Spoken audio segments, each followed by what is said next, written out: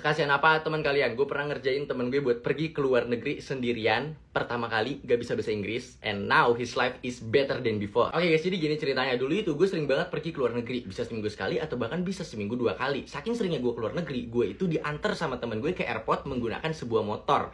Jadi jangan pernah berpikir kalau gue itu selalu hidup fancy. Gue selalu mengutamakan efisiensi bukan gengsi. Anjay. Lanjut, ada suatu momen ketika temen gue mengantar gue. Kita sebut saja namanya Jack. Jack ini bilang kayak gini ke gue. Zut, gue mau dong sesekali ikut ke dalam terminal bandara. Gue mau tahu apa itu boarding pass, bagaimana caranya check-in, bagaimana caranya boarding dan lain sebagainya. Karena gue nggak pernah keluar negeri sama sekali, Zut. Gue mau tahu. Oh ya udah, pada hari tersebut gue mengajarkan dia apa aja yang ada di bandara dan bagaimana caranya. Singkat cerita, 2 bulan berlalu begitu saja dan gue selalu keinget momen ketika teman gue minta diajarin di airport itu ada apa aja dan harus bagaimana gitu. Jadi gue salut lah sama dia, selalu ingin tahu hal-hal baru. Sampai akhirnya dengan inisiatif sendiri, gue nelpon Jack secara tiba-tiba.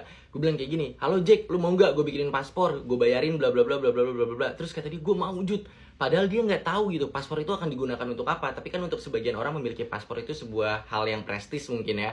Sampai akhirnya ya udah gue bikin ini. Nah yang dia nggak tahu, padahal gue itu akan memberangkatkan dia ke Singapura 1 bulan kemudian. Untuk apa? Untuk menjadi tour leader sebuah grup. Jadi pada saat itu gue punya klien nih. Jadi kan gue punya travel agent waktu itu. Gue punya klien anak-anak SMP suatu sekolah dari Jakarta yang ingin melakukan perjalanan field trip ke Singapura. Jadi mereka itu intinya sekolah bagus, sekolah fancy yang pengen jalan-jalan ke Singapura dalam rangka mengambil nilai bahasa Inggris. Nah, seminggu sebelum berangkat akhirnya gue kasih tahu, Jack, lu itu bakal berangkat ke Singapura minggu depan. Ini udah gue pesenin tiket. Jadi gue kasih tahu secara tiba-tiba. Terus dia kaget, anjir, gue nggak bisa bahasa Inggris, Jud. Nanti gue harus ngomong apa, Jud? Nanti gue harus bla bla bla bla bla bla. Karena itu bakal pertama kalinya dia ke luar negeri dan itu langsung bekerja gitu.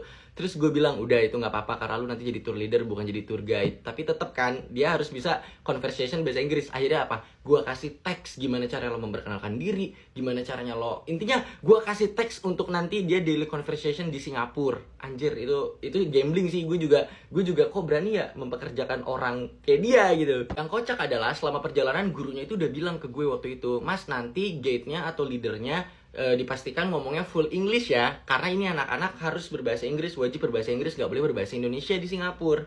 Gue udah bilang juga gitu kan ke temen gue, ke si Jack. Si Jack malah bilang kayak gini ke tour guide-nya. Jadi tour guide-nya itu orang Singapura asli ketika di sana.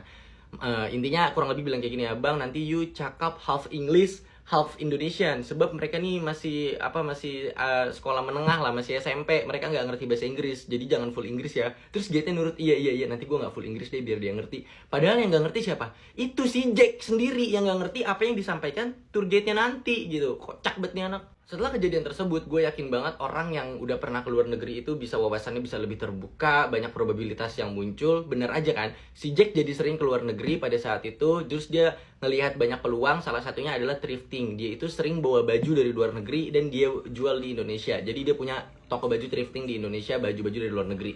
Sumpah gue salut sih sama Jack, intinya start before ready. Yaudahlah, Jack sekarang udah sukses, bahkan Englishnya udah fluent, gak perlu gue arahin lagi. Lo keren banget Jack.